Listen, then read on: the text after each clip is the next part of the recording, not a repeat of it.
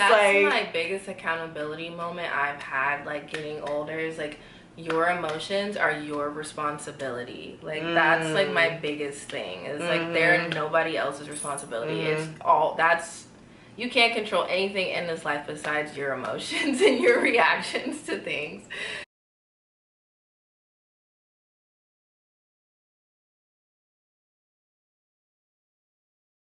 Hi, I'm D. And I'm G. And welcome to Tea with D and G.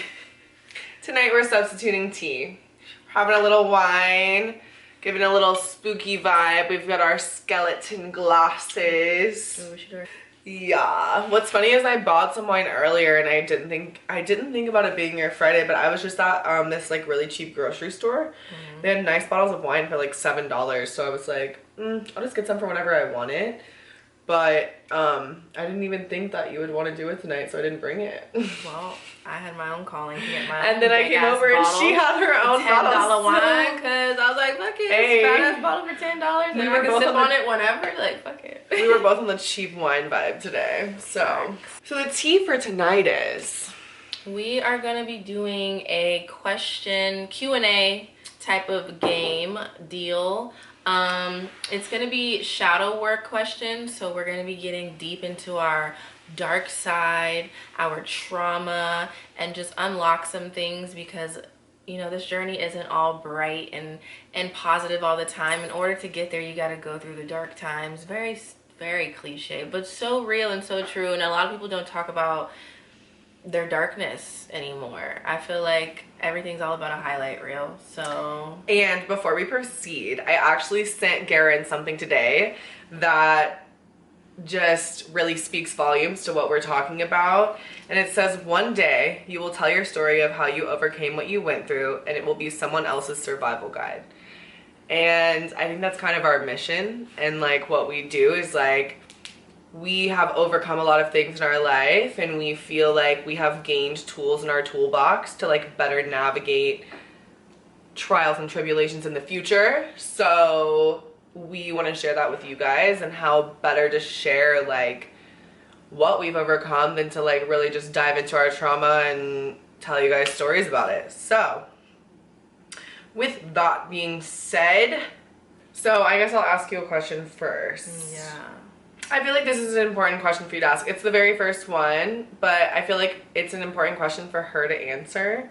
So what does it feel like when someone oversteps your boundaries? What do you do? Okay, when someone crosses my boundaries, it makes me feel like violated, because whether I speak my boundaries out loud or not, I do have them and I do know what they are. And I think a lot of my issues that I don't speak up about them. So when someone does cross my boundaries, I feel so violated, because it's like you've disturbed something that I've created for myself. And old me used to not do anything about it. Like, I used to just like, I don't know, just kind of be okay with it in a way. Like, I just never felt like my feelings were valid enough to say, no, this is my boundary. I grew up like such a people pleaser. Like, I always just feel like I had to say yes to everyone to get them to like me. And like, I just wanted everybody to like me because I didn't like myself.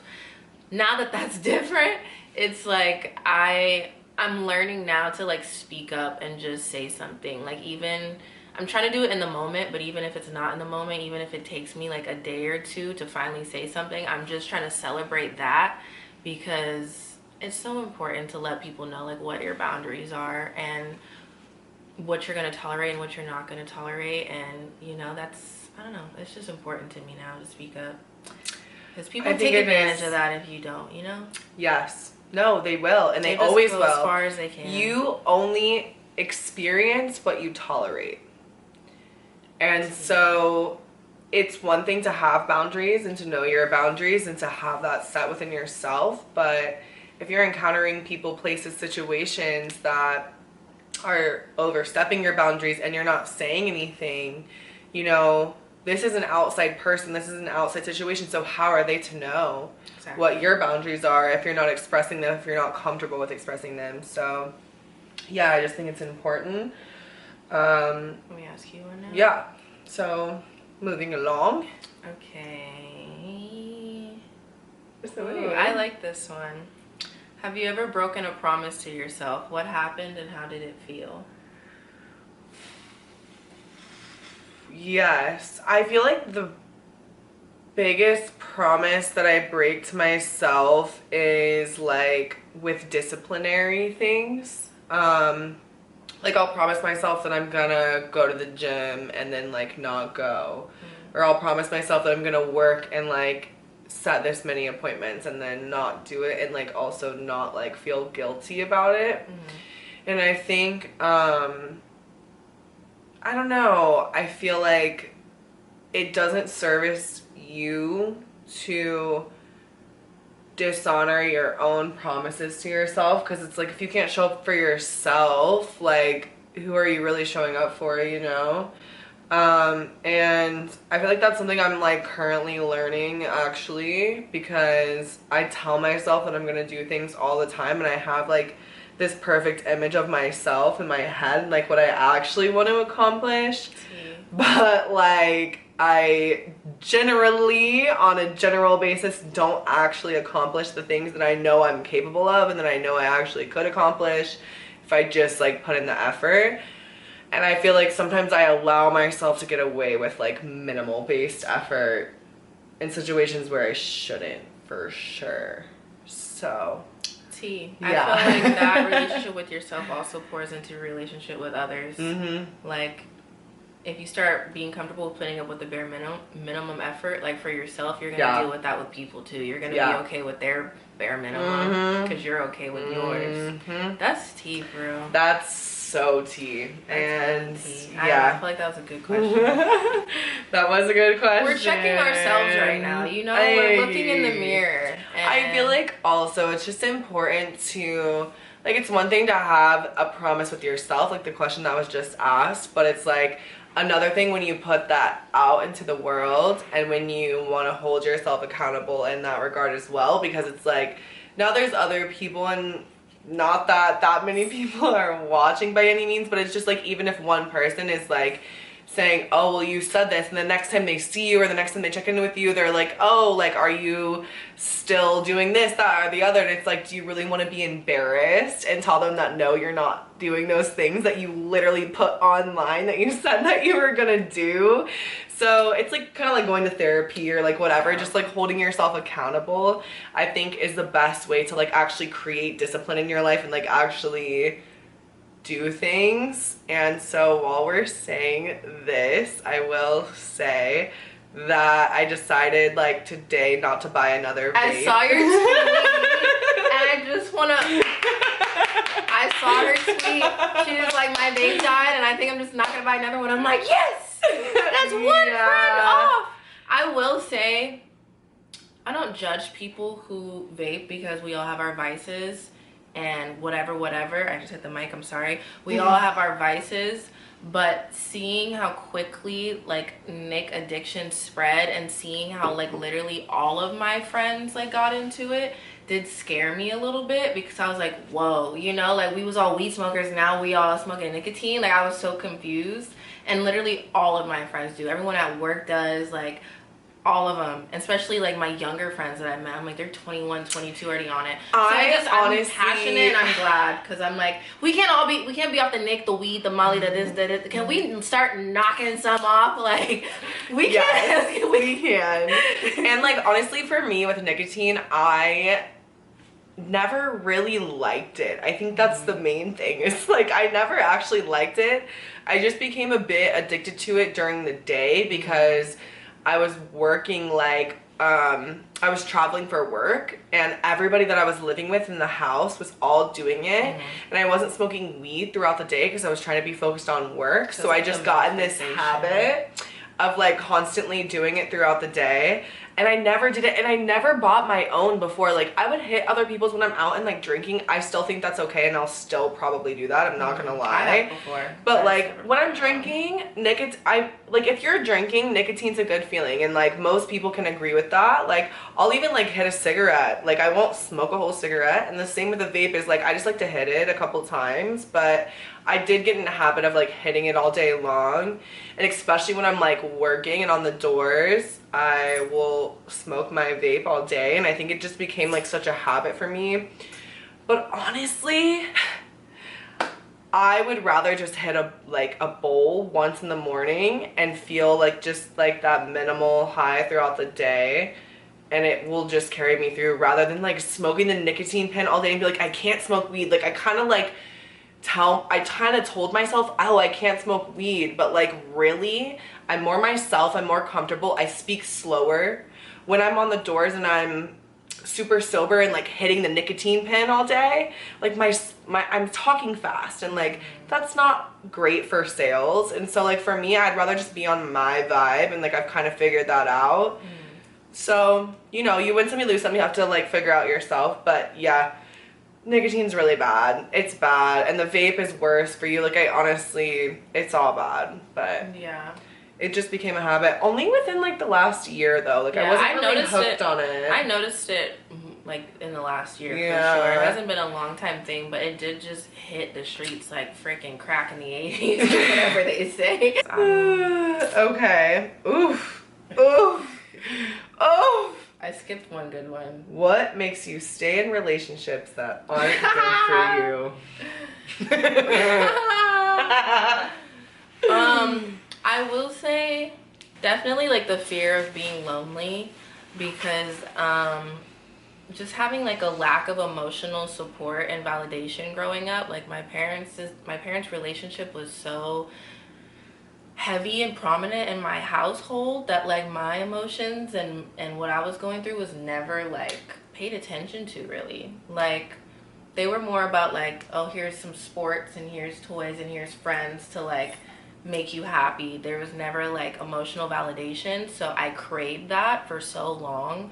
And once I started dating and I got older, I would stay in these relationships no matter what I was going through, just to get that emotional validation that I didn't get growing up. Like that's really what it comes down to. And like I said, a fear of loneliness and just that feeling like I felt when I was a kid. Like I just felt so lonely all the time with my emotions and my thoughts. I can really relate to that. Like I just crave it so bad in relationships, and I'd be afraid to lose it. I feel like I tried to ignore it so hard. But then I would fulfill it in ways like relationships, and the people that I was in like the relationship with would always feel like they could never like be enough. And I think that's just because like I needed so much, and it's like not fair to put on anyone really. And it's that's like my biggest accountability moment I've had like getting older, is like your emotions are your responsibility. Like that's like my biggest thing, is like they're nobody else's responsibility. It's all that's, you can't control anything in this life besides your emotions and your reactions to things. So I feel that, because I was needy, like needy as hell. And even if they weren't giving me enough, I'm like, I wouldn't walk away, because I'm like, no, I need you to give me more. Like you have to keep trying. Like, bro, the way I relate to that. I'm like, give me more. What do you mean this is all you got? literally. And they're like telling you, no, like this is all I got. This is all I have to give. I'm giving you everything. And you're like, no, but I know you can do more, and I can see that you can do more. So like, why aren't you doing it? And it's like, if you were doing it, you like, if you loved me, you would be doing it. Like and the whole time it's just you needing to give it to yourself. Yeah. So gross, but so real. Yeah, and it's so gross and so real, and it's just so true that like, you know, when you're really craving and begging for something from someone else, it's in those moments. Or even if it's the opposite, where you're mad that you're not getting it, and you're shutting them out because you're not getting it, and you know, it could manifest in either way. But like, take a look in the mirror when things like that happen, and honestly any high of like an emotion. Like take a look in the mirror, because like other people don't disturb your peace that much unless there's something inside you that you're really like mad about, you know, or like are like not having control over. I think that's another deeper thing. Emotion like, that we haven't like reached. Because for me, it was a lot of resentment. Like I resented my parents for not giving me what I needed. So then I took it out in all my relationships. I just projected it onto them. Crazy how much we have in common sometimes. Yeah, you say things and I'm just like, yeah. I projected it onto all my exes, bro. Like, I'm like, I didn't get this, so you're gonna give it to me. And they're like, what? Like, excuse me, that's actually not my responsibility. Like, I'll take you on this movie date. I'll buy you dinner. I'll take you to dinner, but healing we your can fuck. abandonment issues is not on my list today.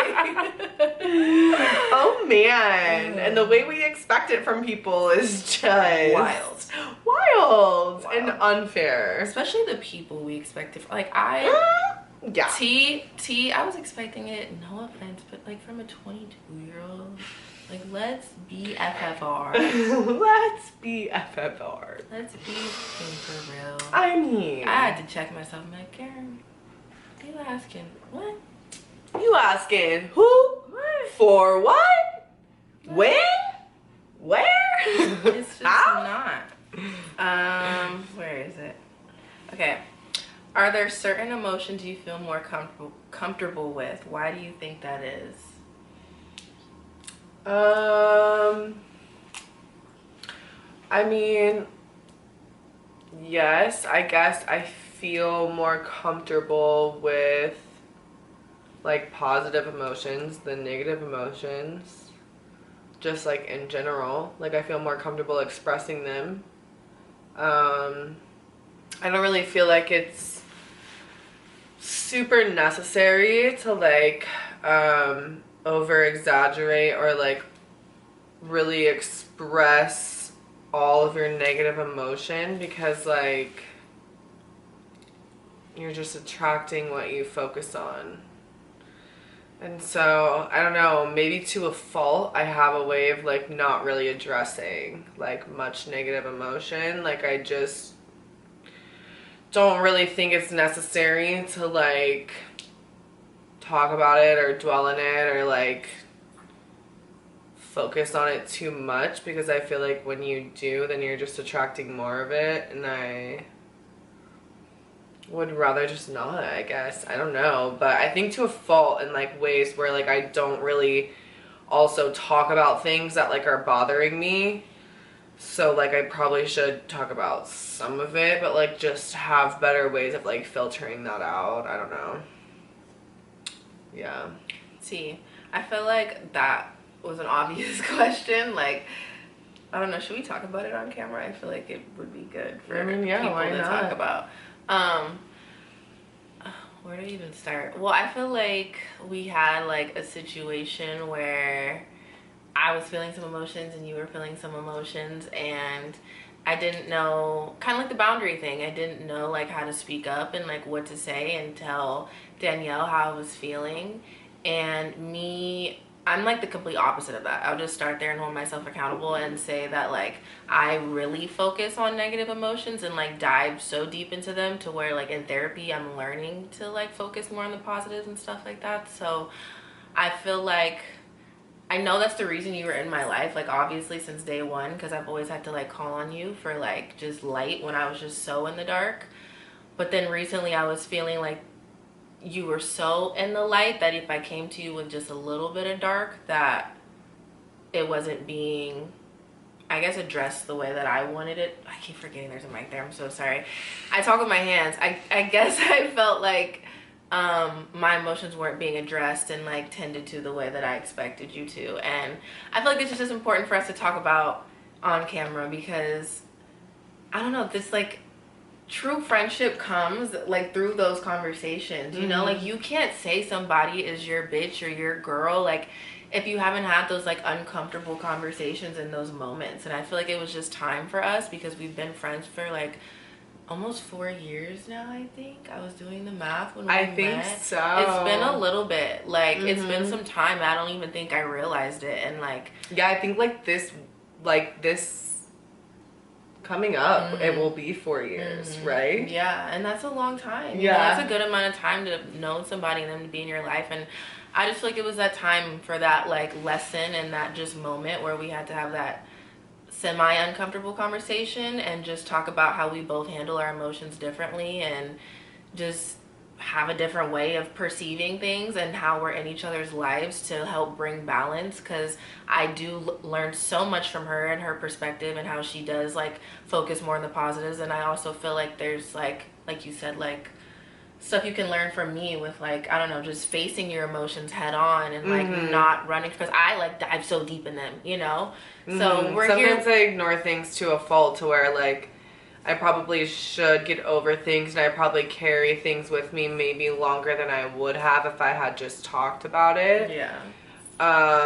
And sometimes I just don't even know how to talk about it, because it's just uncomfortable for me to talk about negative things. Yeah. And I think it also just like really stems from my mom and like my situation with her, where she has like a huge fault in that she hyper fixates on negative things. And I mean a huge fault. Like, I don't want to get into like detail, but like trust me, like it's a fault in ways that are preventing her from like living life, like, And we talk about that a little bit in our mommy issues video. Yeah. You guys haven't seen it. If you haven't seen it, refer to mommy issues. It's a good segment. But my point being, I think it's almost a trigger to me sometimes. Like, negative emotions are almost a trigger to me, just because I'm so like triggered by my mom being so caught up in things that she absolutely, like, she just like can't see the positive. And I feel like I've always just wanted her to, and so it almost hurts me when people like focus on negative things. But I think I've also done that, and such, like, you have to have balance in all things, you know what I mean? Life is about balance, and so like you can't have only one biased side towards everything. It doesn't benefit you and it doesn't benefit the situation. And so like, yeah, we are good in ways that we can like balance each other and learn from each other. And so like, where I can teach her to be, you know, focus on more of the positive things that are happening, she can teach me to like really dive into my emotions and learn from the struggles that I'm facing, and like really overcome them in a way where I'm benefiting from it, not just like pushing it aside. So it's always a win-win when you can like have those hard conversations. Yeah, facts. And I was gonna say, I'm like the type of person who, like, I feel like I've learned to see both sides. So when I do come to you or just anybody in general about like a negative emotion or experience, I'm just I talk about it to get through it type of person. Like, no, once and I see that. Once I let it out, I'm good. Like, and I say this so humbly. Most of the time, I don't really need like advice. If I need advice, I'll ask somebody, hey, what should I do? But if I'm just venting, I'm simply just venting, and I feel like that's just how I sort through my emotions. And then I'm like, okay, I find clarity that way, which is why I really benefit from therapy. Like, if it weren't for therapy, I don't know who or what I would be. Like, I'm such a better, more aware person because of it. But yeah, I just wanted to say, like, most of the time I just be like, I just need to get it out. Like, I know, you know, most of the time I'm like, I know the answer, I know what I should do. I just like, I have to get it out. Like, if it sits in me, I'm just not good. And I'm such an advice giver, and I feel like sometimes you come to me with things and you just want to say things, and I'm like trying to fix it, and that's not really what she needs. But like, we remind each other of our mothers, and that's why we like trigger each other. Because my mom, when I go to her, she always gives me advice, and we've had arguments where I'm like, Mom, that's not what I need right now. I need you to be my friend. Like, that's not what I need. And I would resent her for that. And I trigger her with her mom, because sometimes like she feels like I fixate on the negative. So it's like crazy that like we're healing our little mommy issues. I hate us. We're so fucking lame. Mom and daddy issues, but specifically mommy issues, I feel like. Yeah, I mean, I think we're just gay for real. I mean, people ask us all the time. Like, are you guys gay? We're like, that's a long story. Damn. I mean, yeah. Seems like we're overcoming things. So you never know. For people to really learn from, like, it's so dope. I feel like what we do. Because, I think so. like, Theodorin. He has to be a part of this, Yeah, he's on apparently. it. I keep forgetting this is. I'm not forgetting, but I'm kind of tipsy. Okay. When was the last time you felt less than? What happened? I mean, it just kind of goes back to our situation because I felt like, oh, if I don't handle my emotions the way that she does, then I'm not like as good or good enough. You know what I mean? Like, I hate that you felt that way. yeah, it was. I'm not even gonna lie to y'all. I cried about it. Aww. I cried and I was very emotional about it and just like really struggling with it. Like I had therapy on Wednesday, but we talked about what happened with the guy.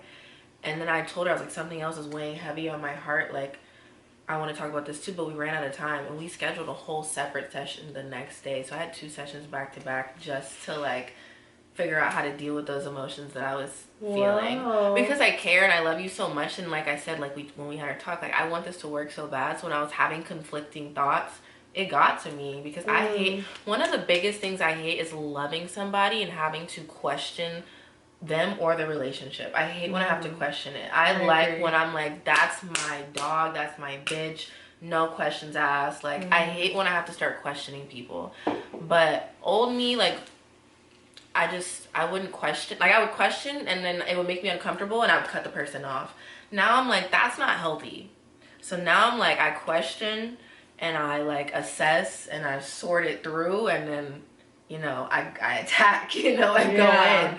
Like I'm more like strategic and logical with my approach now and less emotional. And I'm just glad because when you're emotional and like impulsive all the time, like you ruin relationships that like mean so much to you, you know? Like I've cut some people off that like I look back and I'm like, even if we wouldn't have been friends for this long, maybe at that time we would have went a little longer. You know what I mean? Like I could have experienced them a little bit more if I hadn't been so like cutthroat.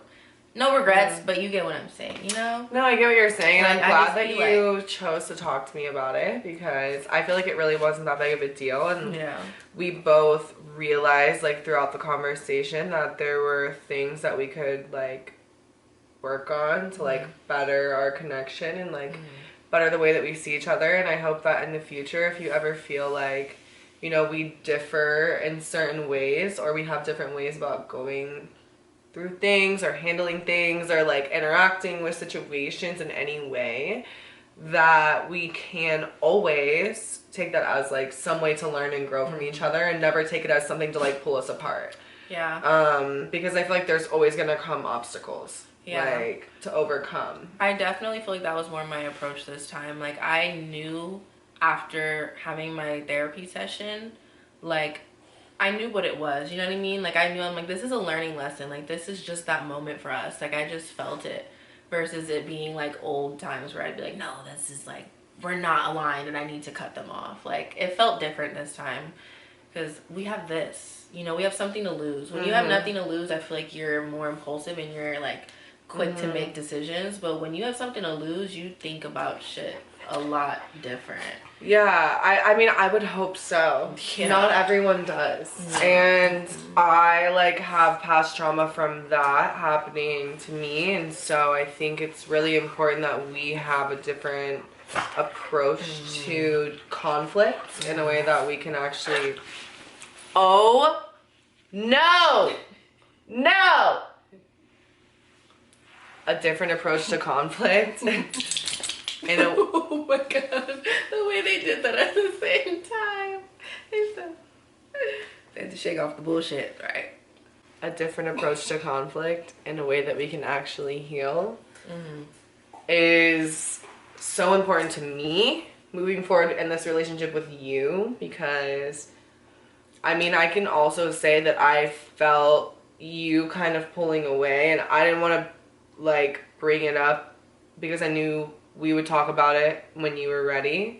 And I knew that it was something that you were feeling. And so I felt it, you know? And I think that it's good. Like, it's good to have discourse. And it's good to have hard conversations. And it's good to overcome obstacles together. Because, like, until you see someone hurt or upset or angry with you, and like until you go through battles together, you don't really know people, and you don't know how they're going to react. And like I can say from first hand, like I had like a really, you know, strong situation that ended when a battle just turned ugly. And it's like, it's really unfortunate when that happens, like when you really like look up to a person and like see something special in them, like see something special in your relationship, and you just like don't ever think of them treating you that way, and then it happens and you're like, okay, so now I have to reevaluate like my That's literally how I felt. I was like reevaluating everything because I had felt an emotion from you that I had never felt. So I was like, huh? But it's different. The emotion you felt, then I feel like, well, the same but different. You get what I'm saying? Like the context was different.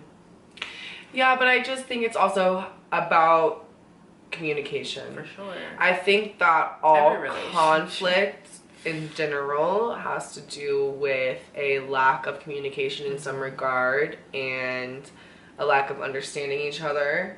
And I think if you're able to have hard conversations, you should, if you love each other, always be able to find common ground and like find the other side of the argument. So I think it's just really important to know that we can always have hard conversations in the future, because we're able to like love each other through it and never like treat each other with disrespect. And I think that's really important. Like when people are mad and they start like being disrespectful, I think that's a red flag. And it's just important to keep people in your circle who know, like, even when they're mad at you, that they love you more than they're mad at you, you know, like, or whatever the case may be, like, even if it's not anger, whatever the emotion is, like, love always trumps that. And I think that it's important to keep close to you people in your life who like see that and practice that and like cherish that love with you. You gotta go through the battles with people. You don't know like who's really down for you until you get to the end of the battle and you look around and you're like, okay, who made it out with me? Who went into the battle with the same, you know, mindset that I did, with the same tools, same knowledge. Like, if you're going to war, everybody gotta be on the same page, and the ones that aren't are gonna be the ones that don't make it. So it's like good to see, like, okay, now we know we gonna get through whatever the fuck it is that has to come our way. Exactly. Because those are the moments like where you're tested, your relationship's tested, and you gotta know how to like communicate and make it through. Some of the best relationships end because of bad communication. Some of the best. I have blood, my own blood I don't have a relationship with because of bad communication. So like it's so important to be able to find common ground, because at the end of the day we really truly do with each other, just as humans in general, we have more in common than we have different. And when you let your ego and you let your beliefs and you let your identities get in the way of finding common ground with other people, it's time to reevaluate those things and really understand that what you believe and what you see and what you identify with is a very individual thing. And to impress that on other people and to hold other people to the standard of that you live is not fair. And we can find common ground if we allow it. We can also do things and not even realize that we're doing them, you know? And that's why it's important to not have the fear to like talk about it. Check your person, check your friends, tell them how you feel. Like if I was nervous, uncomfortable, sure, it's a conversation me and her have never had. It's been 4 years since we've been friends.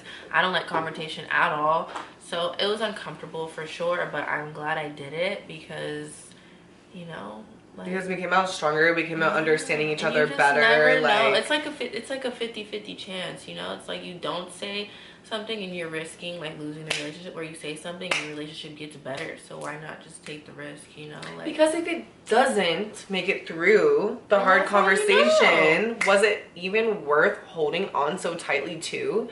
Like, if your relationship with anyone, anything can't make it through those hardships and like make it through the obstacles, then like how worth it even was it? So isn't it worth it to find out, like, if it is? I am grateful that we are having this conversation on camera and that we're not afraid to have it on camera, so that people can learn how to I have the hiccups. So that people can learn how to communicate properly, because a lot of people avoid these hard conversations because they're afraid and haven't been taught to. So I'm glad people could see us communicate with each other and how we both just hold space for each other and allow each other to express our emotions and just hear each other out. And I feel like the conversations when someone really loves you and like you guys both have your best intentions in mind with each other are going to go better than you really expect them to. So just have them anyways, and like if it goes bad, then that person's probably not meant to be in your life anyway. So that's the tea. That's the tea. Speaking of tea, I'm tipsy, and we're gonna cheers. We're gonna cut at that. We're gonna cut at that because we got into the trauma. We had a little spooky season of the dark side, and today I realized happy Halloween. that Halloween is my favorite holiday. Oh my god, it's mine too. I went to Party City and I was love walking Halloween through and I was like, this is my season, this is my holiday, this is my vibe. We both have spooky nails. Day of the day. Literally, like. Oh wait, can I just say something? Shout out to the men that have been complimenting my nails. Working at the freaking dispensary, I feel like majority of our customers are men, and I have been getting more compliments from men on my nails than I ever have in my life. And it's so refreshing because I have too, really. Normally, like, men just give me different kinds of compliments, if you get what I'm saying. So like it felt good for it to just be a wholesome, like, hey, your nails are dope. Like I've been getting it constantly because I'm helping them shop on a little iPad, so you're looking at my nails while you're, so I get compliments all day every day. But when the guys do it, I'm like, I've gotten on the doors a few times. Sorry. Low key, like knocking people's doors. See, so but yeah, shout out to the men out there. Nails cute, Halloween, spooky season. We out here. Spooky vibes. Favorite holiday. We don't even know what we're doing for Halloween yet. I might be in LA. Oh, tea. Low key. Didn't you say you wanted to go out there? Yeah, if you want to come. And thanks for watching. Thanks for watching, guys. Like, comment, share, subscribe. You know the deal. Everything's linked below if you want to follow us. Show us some love, bruh. Yeah.